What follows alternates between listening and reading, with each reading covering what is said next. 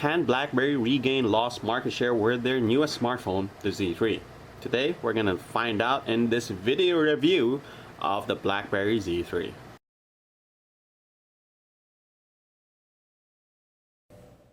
People familiar with how BlackBerry builds phones would agree that the Z3 doesn't diverge from the company's design mantra. It's a serious-looking black smartphone that's also solidly built. The back of the phone has dimples all over and uses a rubber-like material that makes it extremely easy to hold on to. The front of the phone is dominated by thick black bezels, and the volume rocker and the power keys are located on the left side of the device. This is joined by a dedicated button for BlackBerry's voice recognition software. The back is non-removable, and the slots for both the microSD and SIM cards are located to the right of the device, covered by a flap. We're weirded out by the placement of the key for the voice recognition software, as we often accidentally hit it when we were lowering the volume of the phone while not looking. We're not entirely sure where BlackBerry thought a physical key was needed for the voice recognition software, seeing that we never use Siri, Google Voice, Cortana, or any other voice recognition software on our other phones. The Z3, while hefty, felt really good in the hands, and much like BlackBerry's other smartphones, the Z3 was made for getting things done and not for showing off. The 5-inch Quarter HD display pales in comparison to the HD offerings of similar smartphones in its price category. The display also lacks screen protection, which will force you to swaddle the phone like a tiny little infant until you manage to find a proper screen protector. On the positive side, the Z3's display is capable of standing up to direct sunlight without too much loss of visibility, though you will have to manually change the brightness as the phone does not have a light sensor and auto brightness feature.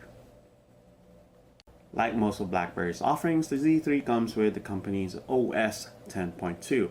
We actually used the BlackBerry Z10 for quite a while in a different life, and it seems that most of the things that we liked about the OS is still there, with a few improvements.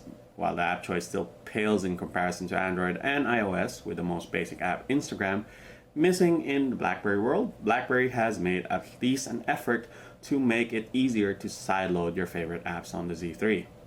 One thing that we really don't like about the OS is that it takes quite a few steps and swipes to actually get into the notification that you want, especially when inside of the hub itself. When you're in an app, Facebook for example, swiping down to access things like your Wi-Fi, Bluetooth, brightness, etc. isn't possible no matter how hard you try, forcing you to get out of whatever app you have open first. If there's something we really like about BlackBerry 10.2, it's the keyboard. We usually give the boot to most of the keyboards that come with Android smartphones, especially when we're using them for long periods of time. They're replaced by our perennial favorite, SwiftKey. The one in the Z3 is an exception, and it's not because we couldn't find a replacement for it, because we couldn't. The keyboard allows you to type quickly, and its unique prediction pattern makes you type so much faster compared to other default keyboards of other smartphones. The Z3 sports Qualcomm Snapdragon 400 processor paired with an odd 1.5 GB of RAM. Even with this combination, navigation through the phone is quick with seamless transitions, and navigation isn't hampered with the less than ideal hardware. The problems begin when you try to use the Z3 for gaming. GameLoft's rather demanding title Dungeon Hunter 4 lagged quite a bit when we tried it on the BlackBerry Z3. Sadly, this is the state of affairs that you're looking at for most graphically intense games on the BlackBerry Z3, especially when they come outside of the BlackBerry world market. You're essentially forcing the phone to download and run apps that aren't certified for the BlackBerry 10.2 OS. While BlackBerry OS 10.2 is able to run Android apps, at the end of the day, it's not Android, and you will suffer compatibility issues with it sooner or later. We weren't expecting much from the BlackBerry Z3's 5-megapixel rear camera, but surprisingly the camera did well in brightly lit environs, producing rather clear, crisp photos. We did notice that the autofocus of the camera is both slow and inaccurate at times. Once the sun sets, the camera also struggles in low light, producing photos with a lot of noise. One thing we really liked about the BlackBerry Z3 was its tremendous battery life. While its 2500 mAh battery isn't groundbreaking, it managed to give us well over a day's worth of really heavy use. We were in Singapore for the Oppo launch a week ago, and the Z3 did not let us down during our coverage.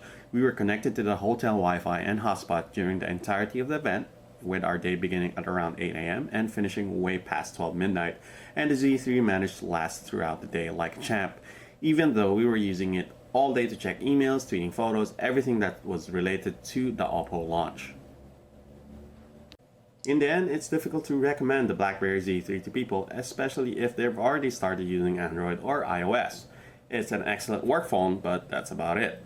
It has excellent features aimed at productivity, and its security is almost unmatched, things that most consumers really don't care about. It's all about priorities with this phone. If you need something to help you get more things done, this is it. For anything beyond that, you may want to pass. The BlackBerry Z3 retails for 10,990 pesos.